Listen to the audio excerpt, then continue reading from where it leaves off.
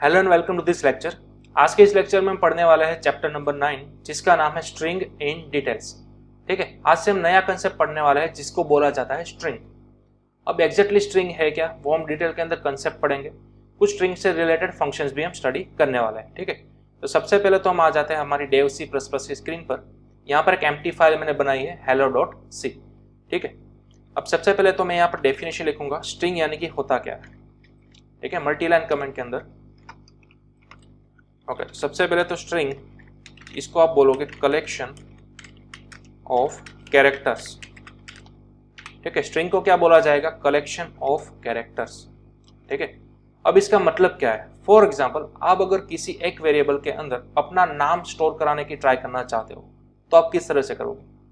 Suppose यहाँ पर मैं एक नया वेरिएबल बना रहा हूँ n, जिसके अंदर मैं अपना नेम स्टोर करने की ट्राई कर रहा हूँ, तो वो आप करोगे डबल कोटेशन की मदद से। ठीक है, फॉर एग्जांपल कोई डमी नेम में ले लेता हूं राहुल। ठीक है, इस तरह से राहुल को मैंने किसके अंदर सेव कर दिया, एन के अंदर। तो अब आपको एन का डेटा टाइप लिखना होगा, राइट। क्या मैं एन का डेटा टाइप इंटीजर लिख सकता हूं, नहीं। इंटीजर लिखोगे तो आप एन के अंदर only and only numeric value he store कर सकोगे, राइट। अगर आप यहाँ पर फ्लोट लिखते हो तो क्या होगा, फ्लोट लिखने से ओनली एन के अंदर डिजिट्स वाले यानी कि पॉइंट वाली वैल्यूज ही आप स्टोर कर सकोगे। लेकिन मेरा गोल क्या है, मुझे तो पूरा का पूरा नेम स्टोर करना है। ठीक है, तो पूरा नेम स्टोर करने के लिए कोई भी डेटा टाइप हमारे पास अवेलेबल नहीं है, वो हमें खुद से अपनी नई कस्टम डेटा टाइप बनानी होगी। ठीक है, क्योंकि हमें कलेक्शन ऑफ कैरेक्टर्स को स्टोर करना है। यहाँ पर आप देख सकते हो हमारे पास टोटल कितने कैरेक्टर्स है, 5 कैरेक्टर्स, 1 2 3 4 और 5। ठीक है, ओके। अब सपोज कोई एक कैरेक्टर अगर आप स्टोर करना चाहते हो, फॉर एग्जांपल n के अंदर मैं स्टोर करना चाहता हूं a। ठीक है, स्मॉल a, तो आप इस तरह से सिंगल कोटेशन की मदद से ऑब्वियसली स्टोर कर सकते हो। तो अब आप n का डेटा टाइप क्या रखोगे, कैरेक्टर रखोगे। क्या रखोगे, कैरेक्टर। यहाँ पर आप देख सकते हो नया कैरेक्टर डेटा टाइप आया है, राइट।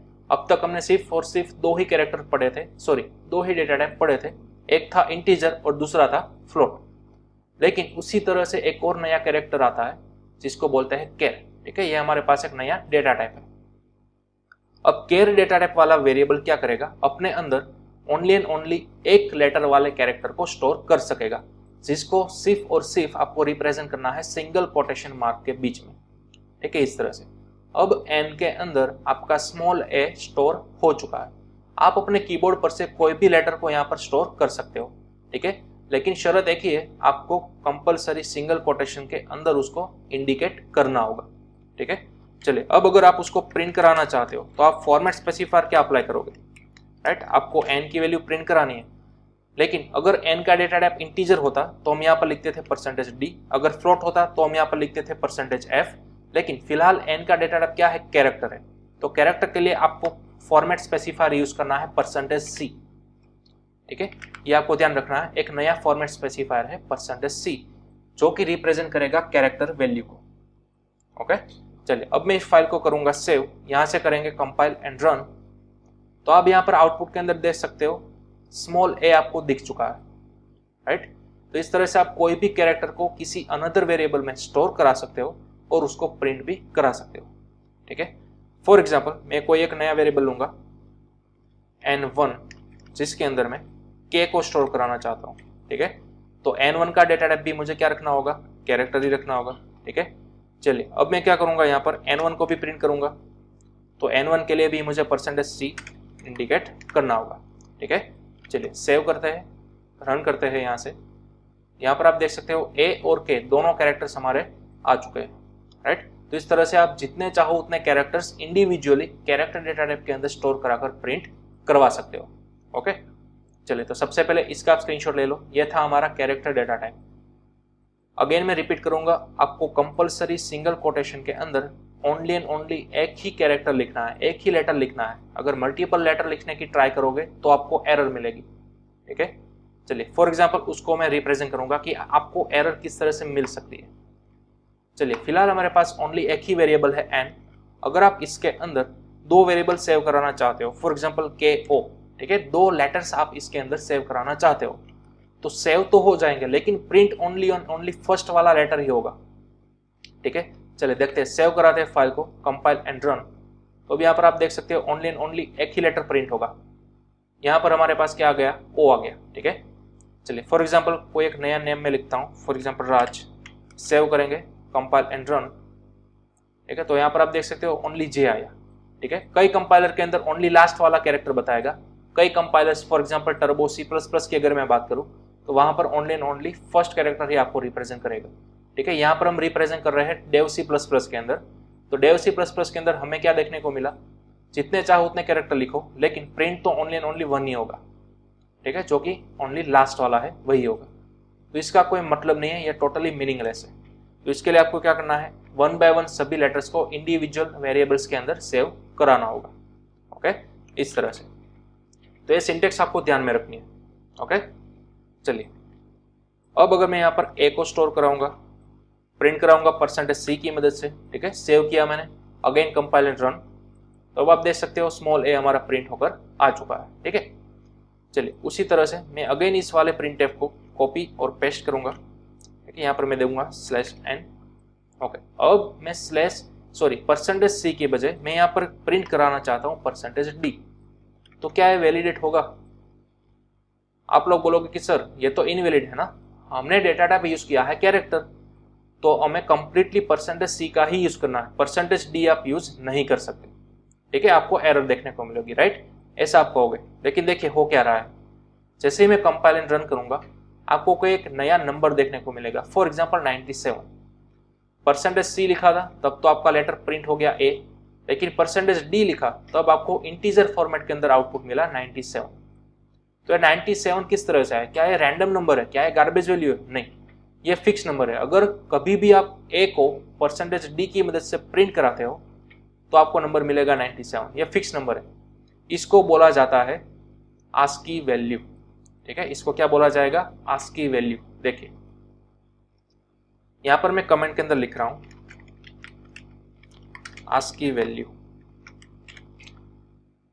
अभी आस्की वैल्यू है क्या, तो अपने कीबोर्ड को एनालिसिस कीजिए। आप आपके कीबोर्ड पर जितनी भी कीज है, जितने भी लेटर्स है, ठीक है, वो आप जब भी प्रेस करते हो तो वो प्रेस किया गया कैरेक्टर कहां तक जाता है, हमारे सीपीयू तक जाता है, राइट। लेकिन सीपीयू तो सिर्फ एक ही लैंग्वेज अंडरस्टैंड कर सकेगा और वो होगी बाइनरी लैंग्वेज, राइट, हम सभी को मालूम है। लेकिन बाइनरी लैंग्वेज किसकी मदद से बनी हुई होती है, 0 और 1 से। लेकिन फिलहाल हमने प्रेस क्या किया, फॉर एग्जाम्पल a, तो क्या हमारा पीसी a क्या है वो समझ सकेगा क्या? नहीं, क्योंकि हमारा पीसी तो ओनली एंड ओनली बाइनरी समझता है। ठीक है, तो अगर आप डायरेक्टली ए को बाइनरी के अंदर कन्वर्ट करना चाहते हो तो वो पॉसिबल नहीं है। ठीक है, ओनली कोई डिजिट को ही कन्वर्ट कर सकोगे। फॉर एग्जाम्पल अगर आप यहाँ पर लिखते हो कोई भी एक डिजिट, तो इस डिजिट को आप श्योर डायरेक्टली बाइनरी के अंदर कन्वर्ट कर सकोगे। लेकिन अगर आपने यहाँ पर कोई कैरेक्टर वैल्यू दी है, फॉर एग्जाम्पल a, ठीक है, तो आप डायरेक्टली इसको बाइनरी के अंदर कन्वर्ट नहीं कर सकोगे, आपका कंपाइलर कन्वर्ट नहीं कर सकेगा। तो जब भी आप कीबोर्ड पर से कोई भी लेटर प्रेस करते हो तो सीपीयू तक इनडायरेक्टली उसकी आस्की वैल्यू पहुंचती है। सीपीयू तक a कभी भी नहीं पहुंचता, सीपीयू तक क्या पहुंचता है, उसका आस्की वैल्यू पहुंचता है। अब आपके कीबोर्ड पर जितनी भी लेटर्स है ना, उन सभी के पीछे एक आस्की वैल्यू फिक्स की गई हुई है, राइट। फॉर एग्जाम्पल a की आस्की वैल्यू है 97। कितनी है, 97। यानी कि जब भी आप कीबोर्ड पर से a को प्रेस करोगे सीपीयू तक a नहीं पहुंचता, सीपीयू तक पहुंचता है 97, एंड देन आफ्टर सीपीयू इस 97 को 0 और 1 को क्या कर देता है, कन्वर्ट कर देता है, यानी कि बाइनरी लैंग्वेज के अंदर कन्वर्ट कर देगा। ठीक है, सीपीयू को चाहिए कोई डिजिट वैल्यू, तभी वो डिजिट वैल्यू को 0 और 1 के फॉर्मेट के अंदर कन्वर्ट कर सकेगा। ठीक है, तो इसलिए आपके कीबोर्ड पर जितनी भी की है ना, उन सभी के पीछे एक आस्की वैल्यू फिक्स की गई हुई है, राइट। फॉर एग्जाम्पल आपने a को प्रेस किया तो सीपीयू तक पहुंची 97। अब 97 को वो इजीली बाइनरी के अंदर कन्वर्ट कर सकेगा और तब उसे पता चलेगा कि हाँ, यूजर ने a को प्रेस किया है। ठीक है, तो इस तरह के सभी लेटर के पीछे उसकी कुछ फिक्स आस्की वैल्यू प्रिंट हो रही है। ओके, अब वो आस्की वैल्यू क्या क्या है, कौन कौन सी है, तो उसका मैं आपको एक चार्ट बनाना चाहता हूँ। देखिए यहाँ पर आपको दिख रहा होगा था आस्की कोड। ठीक है, अब आस्की का फुल फॉर्म क्या है, यहाँ पर आपको दिखेगा American standard code for information interchange. ठीक है, ये आस्की का फुल फॉर्म है। आपके कीबोर्ड पर जितने भी लेटर्स हो सकते हैं ना पॉसिबल, वो सभी यहाँ पर आपको दिखाई देंगे। देखिए, ठीक है, यहाँ पर ये जो सिंबल सेक्शन है इसके अंदर आपको लिखा है, देखिए यहाँ पर a, तो स्मॉल ए की डेसिमल वैल्यू क्या है 97, डेसिमल यानी कि उसकी ASCII वैल्यू, ठीक है।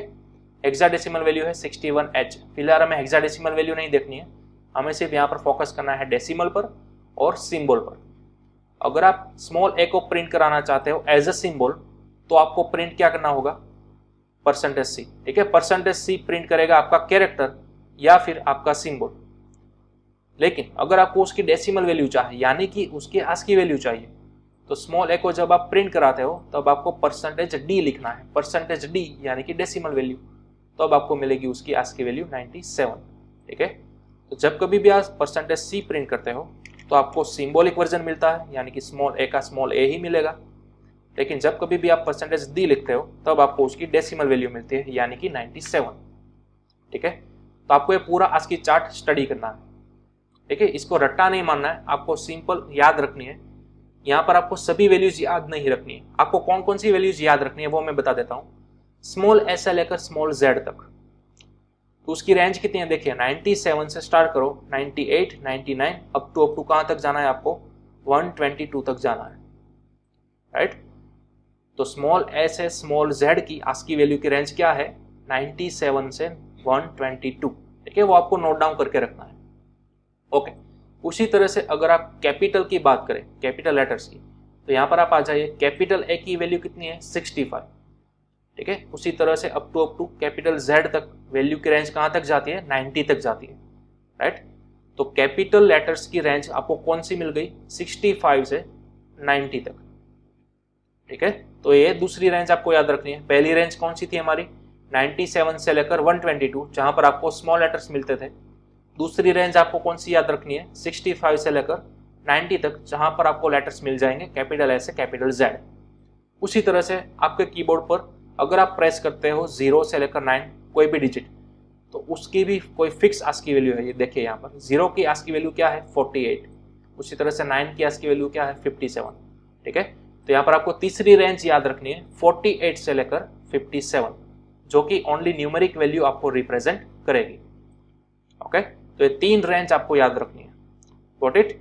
चलिए फॉर एग्जांपल यहाँ पर अगर मैं कोई न्यूमेरिक वैल्यू पास करूंगा, फॉर एग्जांपल 0, ठीक है। तो देखते हैं 0 की कैरेक्टर वैल्यू क्या आएगी, 0 ही आएगी, ठीक है। और ASCII वैल्यू की रेंज के मुताबिक अगर उसकी ASCII वैल्यू निकालना चाहते हो आप, तो यहाँ पर उसकी ASCII वैल्यू क्या आनी चाहिए, 48 आनी चाहिए, ठीक है। चलिए सेव करेंगे और रन करेंगे।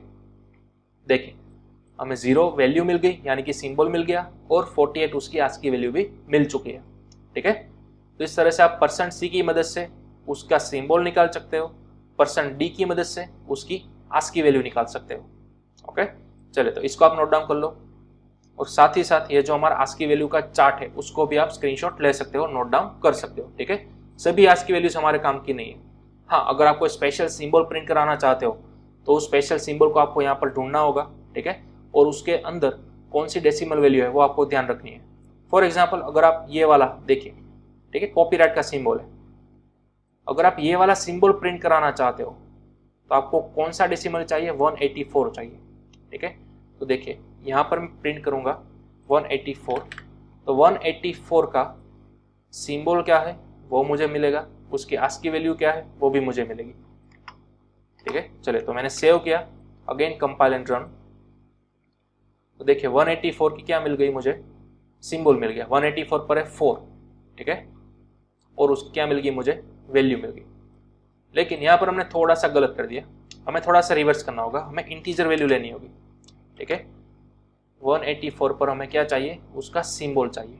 चलिए तो मैंने अब सेव किया, अब रन किया, ओके। तो अब भी आपको देखिए क्या मिल रहा है, 4 मिल रहा है, राइट। तो कई बार आपको ऐसा होगा कि आपको वैल्यू नहीं मिलेगी, ठीक है। या फिर डायरेक्टली आप यहाँ पर भी स्पेसिफाई कर सकते हो 184 उसकी सिंबल वैल्यू मुझे चाहिए, ठीक है। तो मैंने सेव किया, कंपाइल एंड रन किया, तो अब आपको मिल गया आपका कॉपीराइट वाला सिंबल, ठीक है। तो इस तरह से आपको टेस्टिंग करते रहना है जब तक आपको अपना सिंबल नहीं मिल जाता तब तक, ओके। तो ये थी हमारी स्ट्रिंग, या फिर आप बोल सकते हो कैरेक्टर डेटा टाइप। हाँ, कैरेक्टर डेटा टाइप की मदद से आप और कुछ भी चीज़ कर सकते हो। फॉर एग्जाम्पल अगर आपको स्मॉल लेटर्स प्रिंट करवाना है A to Z, ठीक है, तो A की ASCII वैल्यू कितनी है 97, राइट। Z की ASCII वैल्यू कितनी है 122, तो वो आप प्रिंट भी करा सकते हो फॉर लूप की मदद से। तो मैं एक फॉर लूप घुमा दूंगा, ठीक है। फॉर एग्जाम्पल सबसे पहले मैं कोई कैरेक्टर वैल्यू ले लूँगा, आई की इनिशियल वैल्यू मैं ले लूंगा स्मॉल ए, ठीक है। या फिर आप इसको इनिशियलाइज कहाँ पर कर सकते हो, यहाँ पर अंदर भी कर सकते हो कि आई की वैल्यू मुझे कहाँ से स्टार्ट करनी है, स्मॉल ए से स्टार्ट करनी है। ओके, कहाँ तक जाना है, आई की वैल्यू जब तक स्मॉल जेड नहीं आ जाती तब तक आई प्लस प्लस करते रहना है। और अब मैं यहाँ पर प्रिंट एफ कराना चाहता हूँ आई की वैल्यू, ठीक है, यानी कि परसेंटेज सी, और यहाँ पर मैं प्रिंट कराऊंगा आई। क्लियर। चलिए सेव करेंगे, कंपाइल एंड रन। अब आपको पूरे स्मॉल लेटर्स मिल चुके हैं, देखिए ए टू जेड, ठीक है। अगर आप वर्टिकल ऑर्डर के अंदर प्रिंट कराना चाहते हो तो सिंपल आपको यहाँ पर पुटअप करना है /n। चलिए सेव किया, कंपाइल एंड रन। अब आपको पूरी ए टू जेड सीक्वेंस मिल चुके हैं। अब साथ ही साथ अगर आप चाहते हो कि आपको उसकी आस्की वैल्यू भी चाहिए, ठीक है, तो यहाँ पर आप क्या कर दो, परसेंटेज डी कर दो और यहाँ पर अगेन आई, ठीक है। एक बार आई के ऊपर मौजूद सिंबल वैल्यू चाहिए, एक बार आई के ऊपर मौजूद आस्की वैल्यू चाहिए।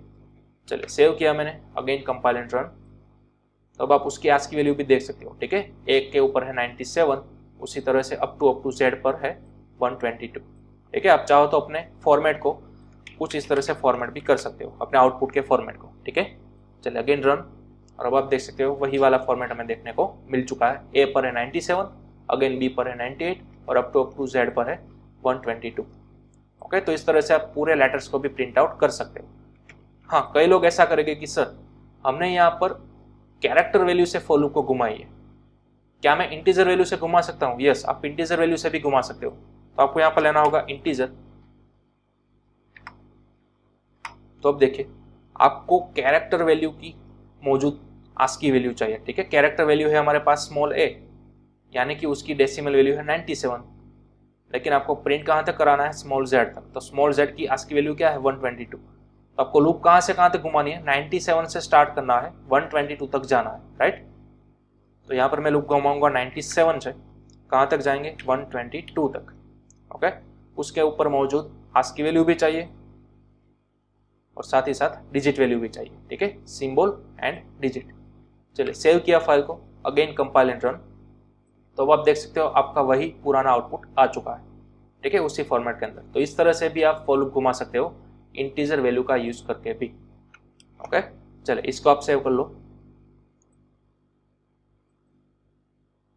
ओके, तो ये थी हमारी सिंपल कैरेक्टर डेटा टाइप।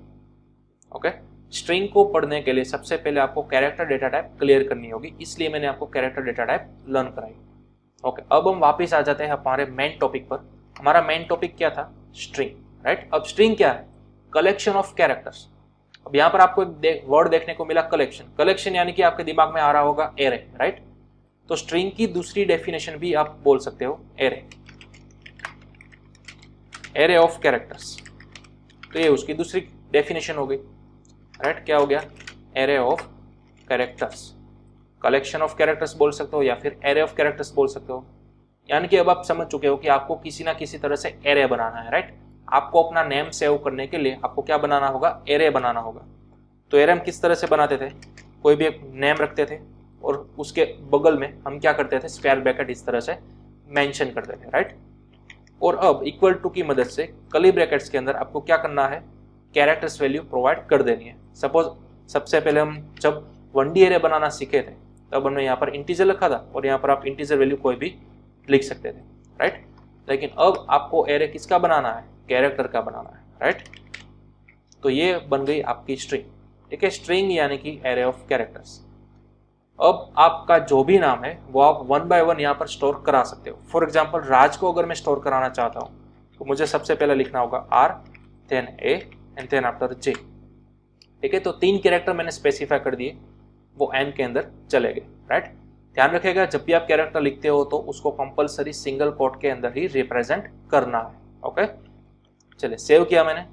अब अगर मैं उसको प्रिंट कराना चाहूँ तो प्रिंट किस तरह से करेंगे, तो हम सभी को मालूम है एरे को प्रिंट करने के लिए आपको क्या चाहिए, उसकी इंडेक्स वैल्यू चाहिए, राइट। तो यहाँ पर इंडेक्स वैल्यू कहाँ से स्टार्ट होगी, 0 से, देन आफ्टर 1 देन आफ्टर 2। तो यहाँ पर मैं अगर लिखूंगा n of 0 तो वो कौन सा लेटर प्रिंट करके देगा, R, राइट।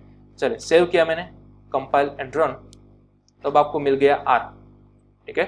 चलिए उसी तरह से अगर आपको बाकी के 2 कैरेक्टर चाहिए तो आप इस लाइन को अगेन रीयूज कर सकते हो। चलिए एक बार लिखेंगे n of 1 और दूसरी बार लिखेंगे n of 2, ठीक है, ये है हमारी इंडेक्स वैल्यू 0, ये है 1 और ये है 2, इसलिए हमने 3 बार printf लिखा। ओके, चलिए सेव करेंगे, अगेन कंपाइल एंड रन। अब आप अपना पूरा नेम देख सकते हो, राज आ चुका है। ठीक है, तो इस तरह से आप स्ट्रिंग बना सकते हो। ये आपकी फर्स्ट मेथड। ठीक है, स्ट्रिंग बनाने की कई सारी मेथड्स है, धीरे धीरे हम सभी मेथड्स को डिटेल के अंदर देखेंगे। तो यहाँ पर सबसे पहले आप नोट डाउन कर लो आपकी फर्स्ट मेथड। इस तरह से आपको स्ट्रिंग बनानी है और इस तरह से आपको प्रिंट करनी है। ठीक है, हाँ, आप चाहो तो इसको लूप के जरिए भी प्रिंट करवा सकते हो। अगर आपका नाम यहाँ पर बहुत ही बड़ा है और आपको अगेन एंड अगेन प्रिंटफ नहीं लिखना है, तो आप क्या करो, यहाँ पर फॉर लूप घुमा दो। ठीक है, इंडेक्स वैल्यू तो हमारे पास है ही। ओके, तो सबसे पहले तो हमें कोई एक वेरिएबल लेना होगा, इंटीजर आई। ठीक है, और आई को हम कहाँ से स्टार्ट करेंगे, हमारे पास इंडेक्स वैल्यू है 0, 1 और 2। तो हम यहाँ से स्टार्ट करेंगे 0 से, कहाँ तक जाएंगे, 2 तक जाएंगे और आई प्लस प्लस। और अब मैं यहाँ पर प्रिंटफ करूँगा फॉर एग्जाम्पल %c। ठीक है, और किसकी वैल्यू, a ऑफ i की वैल्यू, a नहीं बल्कि फिलहाल हमने नाम रखा है n, तो यहाँ पर हम लिखेंगे n ऑफ i। ठीक है, आपका जो भी एरे का नाम है वही। ओके, चलिए सेव किया मैंने, कंपाइल एंड रन। तो अब आप यहाँ पर देख सकते हो आपके पास आउटपुट आ चुका है राज। ओके, तो इस तरह से भी आप अपनी प्रिंट करवा सकते हो पूरी स्ट्रिंग को। ठीक है, तो चलिए इसका भी आप स्क्रीनशॉट ले सकते हो। ओके, ये हमारी दूसरी मेथड थी कैरेक्टर की एरे को यानी कि स्ट्रिंग को प्रिंट कराने के लिए। ठीक है, अब सपोज आप कुछ ऐसी स्ट्रिंग बनाते हो जिसके अंदर शुरुआत में आपके पास कौन कौन से कैरेक्टर आपको इंसर्ट करवाने हैं वो आपके पास अवेलेबल ही नहीं है, तो आप किस तरह से एम्प्टी एरे बनाते हो, इस तरह से, राइट। लेकिन हम सभी को मालूम है अगर इतना करके आप छोड़ दोगे तो आपको एरर देखने को मिलेगी, क्योंकि एरे का यही तो रूल है। जब भी आप ओनली डिक्लेयर करते हो तब आपको यहाँ पर कंपलसरी एरे की लेंथ या फिर एरे की साइज स्पेसिफाई करनी होती है, राइट। सपोज मैं यहाँ पर लिखूंगा 3, इसका मतलब क्या हो गया, आगे जाकर आप इस एरे के अंदर max to max 3 characters insert करवा सकते हो, right. For example index wise हम इंसर्ट कराते हैं 1 by 1। 0 पोजीशन पर मैंने इंसर्ट कराया R, उसी तरह से फर्स्ट पोजीशन पर मैंने इंसर्ट करवाया A, और उसी तरह से सेकंड पोजीशन पर मैंने इंसर्ट कराया J। ठीक है, तो अब मैंने तीनों पोजीशन पर कुछ कैरेक्टर्स इंसर्ट करवा दिए, राइट। अब चाहो तो आप यहाँ पर वही वाली पुरानी फॉर लूप घुमा सकते हो। तो फॉर लूप को इटरेट करने के लिए आपको एक वेरिएबल चाहिए होगा, इंटीजर i, और यहाँ पर i is equal to 0, i lesser equal to 2 and i plus plus. ठीक है, और यहाँ पर आप करवा दो printf %d या फिर %c, और यहाँ पर लिख दो a ऑफ i। ठीक है, चलिए सेव किया फाइल को, कंपाइल एंड रन। तो भी आपको वही वाला आउटपुट देखने को मिल रहा है राज। ठीक है, फॉर एग्जाम्पल चलिए कुछ वर्ड में बदल रहा हूँ, वाव लिखते हैं WOW, सेव करेंगे, कंपाइल एंड रन, तो आपको वो वाला नया वर्ड देखने को मिल जाएगा। ठीक है, तो ये आपकी फर्स्ट मेथड थी। सबसे पहले तो आपने एम्प्टी स्ट्रिंग बनाई, उसके अंदर 1 by 1 कैरेक्टर आपने इस तरह से इंडेक्स वाइज इंसर्ट करी। ठीक है, तो चलिए इसका स्क्रीनशॉट ले लो। देन अपना दूसरी मेथड में आपको बताऊंगा इस तरह से आप मैन्युअली ले सकते हो। तो मैन्युअली लेने के लिए हमारे पास ऑलरेडी एक अपना फंक्शन अवेलेबल है scanf, राइट। तो scanf करेंगे %c, किसको, सबसे पहले एड्रेस ऑफ n ऑफ 0 को, राइट। इसी तरह से हमें 3 बार इसको कॉपी और पेस्ट करना होगा। सबसे पहले n of 0, then n of 1 and then n of 2। Okay, तो ये हो गया आपका यूजर से वैल्यू रिट्राइव करने का तरीका। अब ध्यान दीजिएगा, scanf जो है वो कैरेक्टर डेटा टाइप के साथ फुल्ली कंपेटिबल नहीं है। कई बार आपको इनपुट लेने देगा, कई बार वो स्किप कर देगा। ठीक है, ध्यान रखिएगा, scanf फ्लोट के साथ और इंटीजर डेटा टाइप के साथ फुल्ली कंपेटिबल है, लेकिन कैरेक्टर डेटा टाइप के साथ कई बार आपको इनपुट लेने ही नहीं देगा। ठीक है, तो वो आपको ध्यान में रखना है। देखिए फिलहाल मैंने सेव किया फाइल को, कंपाइल एंड रन किया। ओके, यहाँ पर मुझे 3 बार इंसर्ट कराना है, राइट। तो मैं कोई 3 कैरेक्टर इंसर्ट कराऊंगा, first R, then after N। तो देखिए जैसे ही तीसरे scanf की बारी आई वो स्किप कर दिया, प्रोग्राम ने ऑटोमेटिक उसको स्किप कर दिया। ओनली 2 ही वेरिएबल्स मुझे यूजर के थ्रू इनपुट करने दिया, R और N। ठीक है, तो इस तरह से scanf जो है वो कैरेक्टर डेटा टाइप के साथ फुल्ली कंपेटिबल नहीं है, तो वो आपको कंप्लीटली ध्यान में रखना है। ओके, तो अब आपके पास ओनली एंड ओनली एक ही तरीका बचा, क्या, ओनली इंडेक्स वाइज आप इंसर्ट करवा सकते हो, जैसा कि मैंने पहले बताया था, इस तरह से n ऑफ 0। ठीक है, इस तरह से आपको 1 बाय 1 सभी कैरेक्टर्स को इंसर्ट करवाते रहना है इंडेक्स वाइज। क्या हो अगर आपको यूजर के थ्रू ही इनपुट करवाना हो, तो यूजर के थ्रू इनपुट करवाने के लिए हमने अभी अभी देखा स्कैनफ, जो कि कंपेटिबल नहीं है। ठीक है, तो अब यहाँ पर एक नया फंक्शन यूज कर सकते हो, गेट कैर। ठीक है, एक नया फंक्शन यूज करो आप, क्या है उसका नाम, गेट कैर। ओके, अब गेट कैर को आपको सेव करवाना होगा, फॉर एग्जांपल n ऑफ 0 के अंदर, इस तरह से। तो इस तरह से आपको गेट कैर 3 बार रिपीट करना होगा, राइट, क्योंकि आपके पास टोटल 3 की लेंथ है, इसलिए सबसे पहले n of 0, n of 1 and n of 2। अब गेट कैर क्या करेगा, स्कैनफ जैसे ही काम करेगा। गेट कैर का फुल फॉर्म होता है गेट कैरेक्टर। ठीक है, गेट कैर का फुल फॉर्म क्या होता है, गेट कैरेक्टर। तो यूजर के थ्रू कोई एक कैरेक्टर लेगा और उसको n ऑफ 0 के अंदर स्टोर करवा देगा। उसी तरह से दूसरी बार आपने गेट कैर चलाया तो वो भी यूजर के पास से अगेन एक नया लेगा इनपुट और उसको एक n ऑफ 1 के अंदर इंसर्ट करा देगा। ठीक है, चलिए सेव किया मैंने फाइल को, again compile and run. Okay, तो अब मुझे यहाँ पर डालना है अपना first input, for example r, enter किया तो अब दूसरा गेट कैर यहाँ पर मेरा चल रहा है, फॉर एग्जाम्पल n।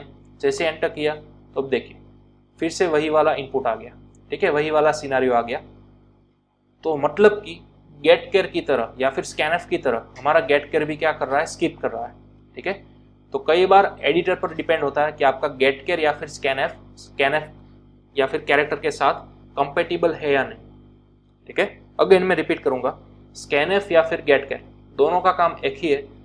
आप कैरेक्टर को इंसर्ट करवा सकते हो यूजर के थ्रू, लेकिन depends on your editor. Turbo C++ use कर रहे हो आप या फिर डेव C++ यूज कर रहे हो, कौन सा भी एडिटर आप यूज कर सकते हो, वहां पर आपको सबसे पहले चेक करना होगा क्या स्कैनफ कंपेटिबल है या फिर क्या गेट कैर कंपेटिबल है। अगर वो कंपेटिबल नहीं है तो सिंपल आपको उसको मिटा देना है और आपको मैन्युअली ही सभी चीज इंसर्ट करवानी होगी 1 बाय 1। ठीक है, 1 बाय 1 सभी कैरेक्टर्स आपको इसी तरह से इंडेक्स वाइज इंसर्ट करवाने होंगे। ओके, तो ये चीज आप खास ध्यान में रखिएगा। ओके, चलिए नेक्स्ट।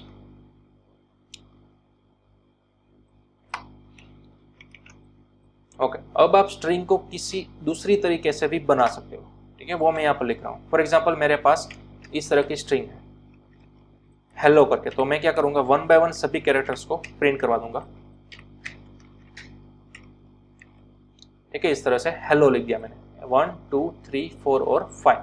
ठीक है, यहाँ पर आपने लिखा है 5, तो मैक्स टू मैक्स आप यहाँ पर 5 कैरेक्टर्स ही डाल सकते हो। ठीक है, फिर चाहो तो आप यहाँ पर स्किप भी कर सकते हो।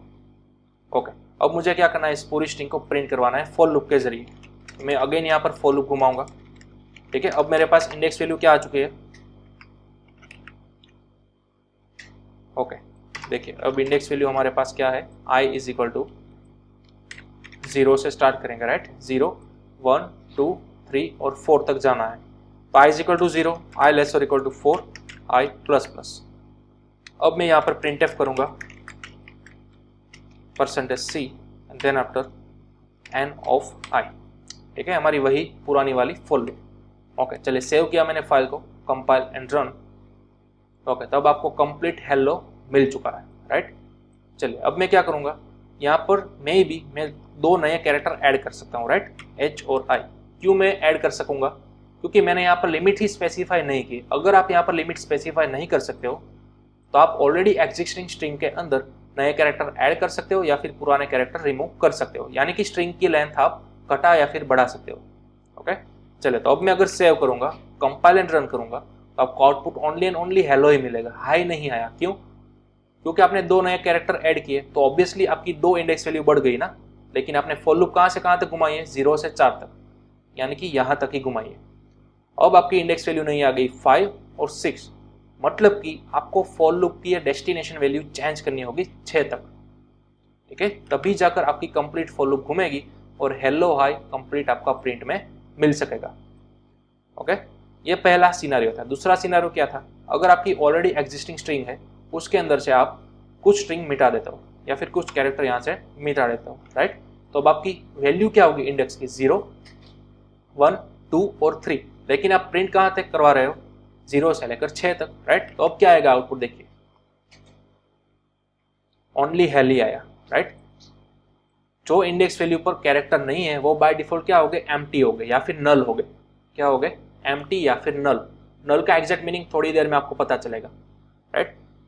ध्यान रखिएगा, अगर कोई भी इंडेक्स वैल्यू पर आपके कोई भी कैरेक्टर अवेलेबल नहीं है तो यहाँ पर बाय डिफॉल्ट क्या हो गए, एम्प्टी हो गए या फिर नल हो गए।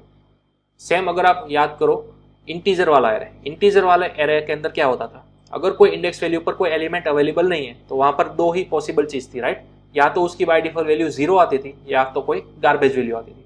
तो सेम यहाँ पर होता है, अगर स्ट्रिंग के अंदर कोई इंडेक्स वैल्यू पर कोई एलिमेंट अवेलेबल नहीं है तो उसकी बाय डिफॉल्ट वैल्यू आएगी एम्प्टी या फिर कोई गार्बेज वैल्यू। ठीक है, चलिए, मतलब कि आपको अगर परफेक्ट रन करनी है आपकी फॉर लूप तो आपको यहाँ पर बार बार क्या करना होगा, आपकी डेस्टिनेशन वैल्यू चेंज करने आनी होगी, राइट, 0, 1, 2 और 3। चलिए, अब मैंने सेव किया तो अब आपको कंप्लीटली ओनली हेल वर्ड मिल जाएगा, राइट। चलिए, अब अगर आप कोई नया वर्ड ऐड करते हो, फिर से रन कराते हो तो आपको क्या मिला, ओनली हेल मिला। क्यों? क्योंकि आप यहाँ पर अपडेट नहीं किए। सपोज मैंने यहाँ पर अपडेट कर दिया 4, अगेन सेव किया एंड रन किया तो अब आपको मिलेगा हेलो। ठीक है, तो मतलब कि आप जब भी अपनी स्ट्रिंग को घटाते हो या फिर बढ़ाते हो अपने कैरेक्टर्स को, तो बार बार आपको क्या करना होता है, अपनी फॉर लूप को मॉडिफाई करना पड़ता है, राइट। अपनी फॉर लूप के अंदर आपको डेस्टिनेशन वैल्यू बार बार आपको चेंज करनी पड़ रही है। तो ये हमें टोटली इग्नोर करना है। हमें कुछ ऐसी फॉर लूप घुमानी है जो कि ऑटोमेटिक डिटेक्ट कर लेगी कि स्ट्रिंग की लेंथ कितनी है। ऑटोमेटिक जितनी भी लेंथ होगी उतनी बार वो ऑटोमेटिक घूम जाएगी, हमें बार बार यहाँ पर चेंज करने की जरूरत नहीं होगी। तो इस तरह से मुझे कुछ ऑटोमेटिक फॉर लूप घुमानी है। ठीक है, तो ऐसा करने के लिए हमें इस वाले पार्ट को थोड़ा सा चेंज करना होगा। देखिए, अब एक नया कंसेप्ट आ रहा है नल। ठीक है, ये मैं यहाँ पर रिप्रेजेंट करूंगा नल। नल यानी कि क्या, स्ट्रिंग के अंदर नल यानी कि एम्प्टी कैरेक्टर। नल यानी कि क्या होता है, एम्प्टी कैरेक्टर होता है, राइट। अब देखिए, आप कोई भी स्ट्रिंग जब भी लिखते हो ना, तब यहाँ पर लास्ट एक इनविजिबल कैरेक्टर होता है। यहाँ पर लास्ट एक इनविजिबल कैरेक्टर होता है जो कि आपको फिलहाल नहीं दिखाई देगा। हेलो के पीछे एक कैरेक्टर ऑलरेडी मौजूद है और उस कैरेक्टर को बोला जाता है नल। नल यानी कि लास्ट कैरेक्टर और एम्प्टी कैरेक्टर, ये दो बोल सकते हो आप। यहाँ पर आपको only and only 5 he character visible हो गए, H, E, L, L and O, right. कोई छठा कैरेक्टर फिलहाल आपको नहीं दिखाई देगा। क्यों? क्योंकि वो कैरेक्टर इनविजिबल है, जो कि O के एग्जैक्ट पीछे होगा, जो कि आपको दिखाई नहीं देगा। ठीक है, तो उसको बोलते हैं नल। तो मतलब कि आपको फॉर लूप के अंदर लॉजिक क्या लगाना है कि आपको 0 इंडेक्स से स्टार्ट करना है और फॉर लूप कहाँ तक घुमानी है, जब तक आपकी कैरेक्टर की वैल्यू नल बराबर ना आ जाए तब तक। तो यहां पर आपको क्या कहना होगा, a of I is not equal to null। इस तरह से यहां पर जो कैरेक्टर है ना उसको बोलते हैं नल। यहां पर ये फिक्स वैल्यू आपको लिखनी है नल। ठीक है, ध्यान दीजिएगा, आपको यहाँ पर आई नहीं लिखना है क्योंकि आई तो क्या है, इंडेक्स वैल्यू है ना। और इंडेक्स वैल्यू देखिए हमारे पास कितनी है, यहाँ पर कमेंट के अंदर लिख रहा हूँ। सबसे पहले हमारे पास है 0, उसके बाद है 1, देन आफ्टर 2, उसके बाद है 3 एंड देन आफ्टर है 4। ठीक है, तो अगर आप 0 से स्टार्ट करोगे और नल तक जाओगे तो आई की वैल्यू किसके साथ कंपेयर हो रही है, इन सभी के साथ ना। तो 0 से लेकर 4 है, इंडेक्स वैल्यू का नाम नल नहीं है। ध्यान दीजिएगा, ये नल है वो इंडेक्स वैल्यू का नाम नहीं है। नल जो है वो एक कैरेक्टर है जो कि यहाँ पर मौजूद है एकदम लास्ट में। तो आपको इंडेक्स की वैल्यू कंपेयर नहीं करानी है, बल्कि ईच एंड एवरी कैरेक्टर की वैल्यू कंपेयर कराती जानी है। तो इसलिए मैंने यहाँ पर क्या लिखा था, ए ऑफ आई। ए ऑफ यानी कि हर एक कैरेक्टर। ठीक है, हर एक कैरेक्टर कंपेयर किया जाएगा नल के साथ।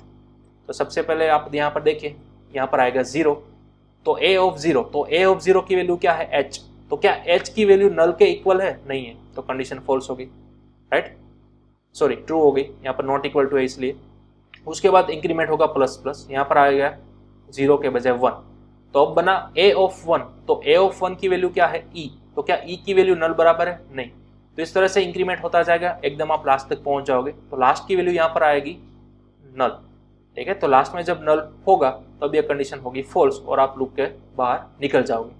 ठीक है, तो इस तरह से आपको नल का यूज करना है। अगेन मैं रिपीट करूंगा, नल यानी कि एम्प्टी कैरेक्टर जो कि एग्जैक्टली एकदम लास्ट कैरेक्टर होता है, जो कि आपको इनविजिबल दिखाई देगा। ठीक है, आपको विजिबल नहीं होगा। तो स्ट्रिंग का एंड रिप्रेजेंट करेगा नल और कुछ नहीं है। स्ट्रिंग को एंड रिप्रेजेंट करने के लिए नल कैरेक्टर दिया हुआ है सी लैंग्वेज के अंदर। ओके, तो हमने अगेन लॉजिक क्या बनाया, इंडेक्स वैल्यू को 0 से स्टार्ट किया। Okay, then after each and every character को नल के साथ कंपेयर किया, जब तक नल नहीं आ जाता तब तक। ओके, चलिए, तो अब मैंने किया save, compile and run. Okay, तो अब आप यहाँ पर देख सकते हो क्या है, ए इज अनडिक्लेयर्ड। ओके, हमारी मिस्टेक है, हमारे एरे का नाम एन है ना कि ए।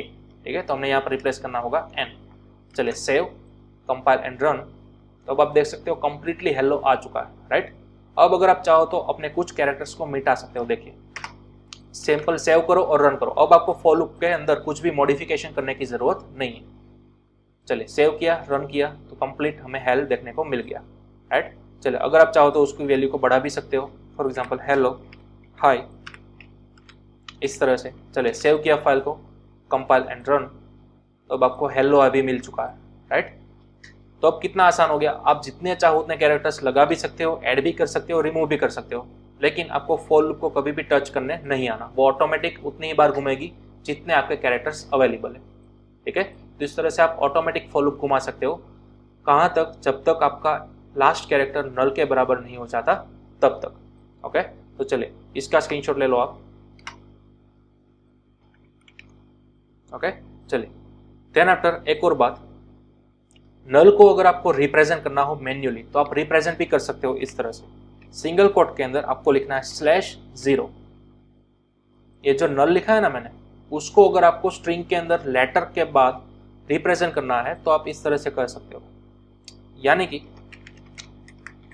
ये जो आप नल लिखते हो वो एग्जैक्टली आइडेंटिकल है किसके बराबर, /0 के बराबर, लेकिन उसको आपको लिखना होगा सिंगल कोटेशन के अंदर इस तरह से। मैंने क्या बोला था, ये लास्ट कैरेक्टर बाय डिफॉल्ट क्या होता है, नल होता है, जो कि आपको नहीं दिखाई देगा। लेकिन अगर आप मैन्युअली ऐड करना चाहते हो तो आप उसको इस तरह से रिप्रेजेंट कर सकते हो। अब ये आपका लास्ट कैरेक्टर विजिबल हो गया, राइट। अब ये लास्ट कैरेक्टर आपका क्या हो गया, विजिबल हो गया। तो अगर आप विजिबल करना चाहते हो अपने नल कैरेक्टर को तो आपको यहाँ पर कैपिटल में नल नहीं लिखना है, बल्कि कंपलसरी इसी तरह से /0 लिखना है। /0 ही आपका क्या है, नल, राइट। चलिए, अगेन मैं फाइल को करूंगा सेव, कंपाइल एंड रन, तो वही वाला आपको आउटपुट मिलेगा हेलो हाय। ठीक है, यहाँ पर आपने भले ही /0 लिखा, लेकिन /0 ही क्या था, आपका नल था। ठीक है, तो लास्ट कैरेक्टर अब आपका क्या हो गया, इसके साथ मैच हो गया। ओके, चलिए, तो इसका भी आप स्क्रीनशॉट ले लो। और हाँ, कई लोग ऐसा भी आस्क कर सकते हैं कि सर आपने बोला कि ये आपका विजिबल कैरेक्टर है, राइट, /0 यानी कि नल, तो क्या आप यहाँ पर नल को मिटाकर इस तरह से लिख सकते हो /0? यस, डेफिनेटली लिख सकते हो। आप चाहो तो कैपिटल नल भी यहाँ पर रिप्रेजेंट कर सकते हो, आप चाहो तो इस तरह से /0 कैरेक्टर भी यहाँ पर रिप्रेजेंट कर सकते हो। दोनों का मतलब सेम ही है, दोनों एग्जैक्टली क्या है, नल ही है। ठीक है, चलिए, सेव किया मैंने फाइल को, कंपाइल एंड रन, तो अगेन आपको वही वाला आउटपुट मिलेगा हेलो हाय। ओके, तो यहाँ पर डजंट मैटर आप कैपिटल नल लिखो या फिर कोटेशन के अंदर /0 लिखो, दोनों एग्जैक्टली सेम ही है। लेकिन जब भी आप स्ट्रिंग बनाते हो तो बनाते वक्त आपको लास्ट में कंपलसरी कोटेशन वाला /0 ही लिखना है। यहाँ पर आप कैपिटल में नल नहीं लिखोगे। अगर आप इस तरह से लिखोगे तो आपको एरर देखने को मिलेगी। ठीक है, तो ये बात आपको ध्यान में रखनी है, नोटिस करनी है। यहाँ पर अगर आप दिखाना चाहते हो तो ओनली /0 ही लिखो, वो भी सिंगल कोटेशन के अंदर। ठीक है, हाँ, फॉर लूप के अंदर आपके पास चॉइस है, यहाँ पर आप चाहो तो कैपिटल नल लिखो या फिर इस तरह से सिंगल कोट के अंदर /0 लिखो, डजंट मैटर। ओके, चले, इसका आप स्क्रीनशॉट ले लो। ये आपने लिखा मैन्युअली नल को किस तरह से रिप्रेजेंट किया जाता है वो। ओके, चलिए, आप में से कई लोग ऐसे होंगे कि सर क्या मैं इस /0 को यहाँ पर कहीं पर भी बीच में लिख सकता हूँ क्या? यस, यहाँ पर बीच में भी आप लिख सकते हो। फॉर एग्जाम्पल, हेल के बाद मैं यहाँ पर लिखना चाहता हूँ इस तरह से /0। तो अब देखिए, आपने अपनी स्ट्रिंग के अंदर 2 बार नल को रिप्रेजेंट किया, एक हेल के बाद और एक एट द लास्ट। तो अब आपकी फॉर लूप आपको क्या आउटपुट देगी, क्या सिर्फ हेल देगी या कि पूरा का पूरा देगी? देखिए, चलिए नोटिस करते हैं।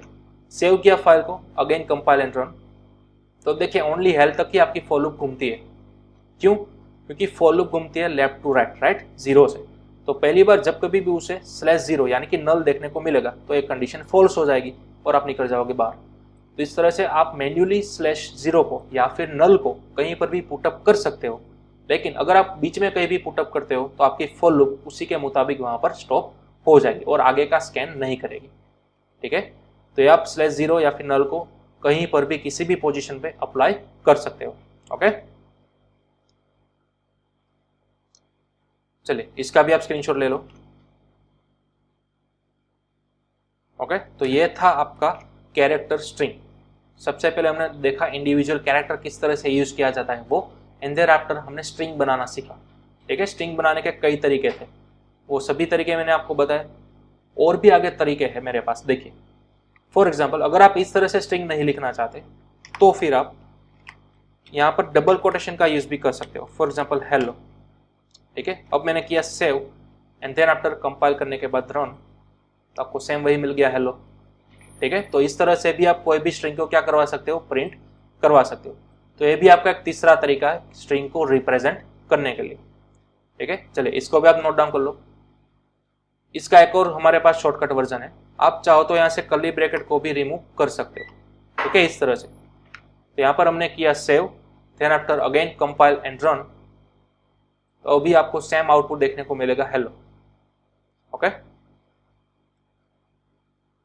तो आप बोलोगे कि सर इसमें एडवांटेज तो इसी लाइन में है ना, क्योंकि हमने यहाँ पर कम लेटर्स लिखने पड़ते हैं।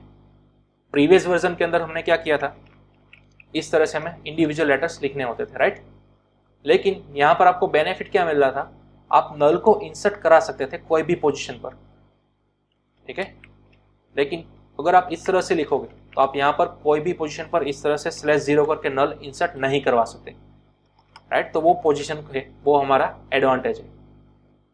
ओके, तो अगर आप शॉर्टकट के अंदर चाहो तो आप इस तरह से भी स्ट्रिंग को अप्लाई कर सकते हो, बना सकते हो। ठीक है, हाँ, कई लोग ऐसे होंगे कि सर क्या मैं फॉर लूप के बिना भी प्रिंट करवा सकता हूँ पूरी स्ट्रिंग को। हाँ, पूरी स्ट्रिंग को फॉर लूप के बिना भी आप प्रिंट करवा सकते हो प्रिंटफ की मदद से। सिंपल प्रिंटफ के अंदर आपको लिखना है %s और यहाँ पर लिखना है n। देखिए नया फॉर्मेट स्पेसिफायर आया हमारे पास %s यानी कि string, s for string. Okay, हाँ, यहाँ पर आपने एरे बनाया है, लेकिन यहाँ पर आपको सिर्फ एरे का नाम देना है। अब यहाँ पर आपको ब्रैकेट्स करने की जरूरत नहीं है। ठीक है, यहाँ पर अंदर इस तरह से सिंपल आपको वेरिएबल का नाम लिखना है n। चलिए अब मैंने सेव किया, कंपाइल एंड रन, अब आपकी पूरी string as it is print हो गई। ठीक है, विथआउट यूजिंग फॉर लूप। तो मैंने आपके सभी मेथड्स रिप्रेजेंट किए, किस तरह से आप फॉर लूप की मदद से और विथआउट फॉर लूप की मदद से भी प्रिंट करवा सकते हो। ओके, और भी कई सारे तरीके हैं जो कि हम नेक्स्ट सेशन के अंदर देखने वाले हैं।